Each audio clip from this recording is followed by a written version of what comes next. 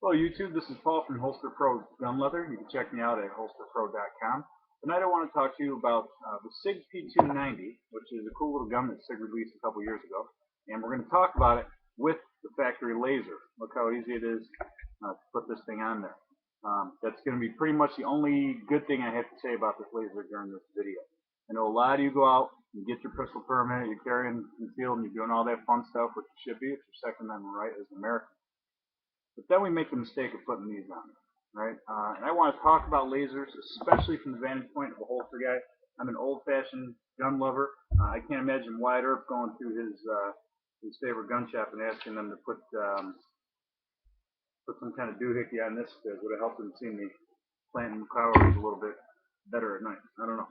Anyway, I've made a lot of holsters for a lot of guns with lasers on them, such as the Ruger LCP or the Kel-Tec 32.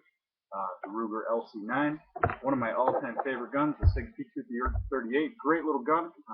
Took the shape of the old Colt Mustang and put it into a nice, more modern caliber, a more modern weapon, same caliber as it used to be.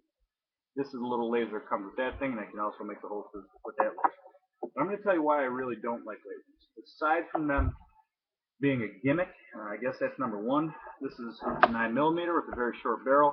I know I'm only going to be accurate, I don't know, 20, 30 yards with this thing. I'm not going to really be knocking the socks off something 100 yards away. And if you need to put this little doohickey on there and find the red dot on your target, 20 or 30 yards, I don't know. Again, not a big fan of that. You do what you want with that. I'll tell you the most fun thing you can do with the laser is point it at your cat or your dog when it's dark at night. But if Mr. Bad Guy breaks into my house and I got to aim up on him, I'm not looking for a little red dot. I'm going to look through my sights. I'm going to trust my instincts as a shooter. But anyway, here is one of my models. This is my Model 72 pocket holster. Nice little model for the, this is my Sig P238 here. This is worn with the shield portion facing the front of the pocket. So from the outside of the pocket, it looks to be a wallet or something in there. It's got a nice little draw. When you put your hand in here, you pretty much wedge the gun away from the holster itself. And then when it's in your pocket, you got your nice little draw there to begin with. Perfect fit, as you can see. You can also see, and I'll show you a couple other models here. This is my inside the waistband model. This is my 577, I call it. You can see it's got the strong belt, steel belt clip there, and it's got a high back, sweat guard I call it. So when this is inside, I'll carry this one inside my back right hip. The high back is covering the gunmetal and that little dovetail from touching my skin. Nice, again, effective holster, model 577, $50 on the website. And one of my favorite holsters, this is my model 722. It's a belt slide holster. As you can see, it's got two loops on either side. 1 3/4 inch fits belts between 1.5 inch and 1 3/4 inch. As you can see, any good holster, the true fit and retention of a good holster is around the trigger guard area. Right? This will sit in there perfectly, and this is where it's hitting. When I drop this gun into the holster, it's on my belt, and I holster the weapon. Okay, listen to this. Well, you couldn't hear it as well as I could, but the fit is right there around the trigger guard. Now, take this ugly behemoth, the same exact holster. This is what it looks like, right? It looks like a brick belongs in there.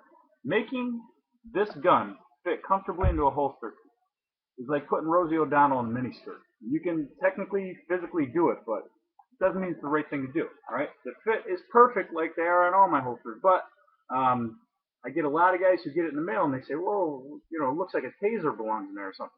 I can't help it. I made it fit the body of the gun perfectly. Also, this is a pocket model. Somebody wanted this gun and this holster in their pocket. Right? Look at this thing. Now again, perfect fit. But this is not easy to draw from your pocket. All right? Your hand wedges in there and it pushes the gun away from the shield, but you have to do a lot more work to get that out of there. Okay? So let me show you all why I'm not a big fan of the laser itself on a gun this size. All right? Look at the difference in the size of these guns. This is a pocket gun. Not what I would call a pocket gun. They don't look that much different on the computer here, but hold them both in your hand. You'll see the width is different, the length is different. Most importantly, the weight is different, much heavier. You're going to put this thing in your pocket It's going to bog your pocket down, and you're going to think I did a bad job, even though I did. It fits perfectly, and I did it just as the doctor ordered. I've made hundreds of these for customers all across the world, and I'm just not a big fan of the way that fits and the way that feels. So, for all of you who email me, I'm going to send you a link of this video before you go ahead and order, and encourage all of you to kind of go back to old school shooting. We really don't need this thing, guys. Great gun,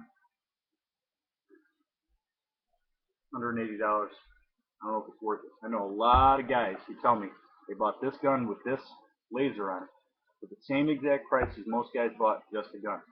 If they're giving away something that should cost $1.80, what are they telling you? Use some common sense. Please check me out, holsterpro.com. Call me up, email me, and I'll always give you my honest opinion. Thank you very much, and I hope to be working for you soon.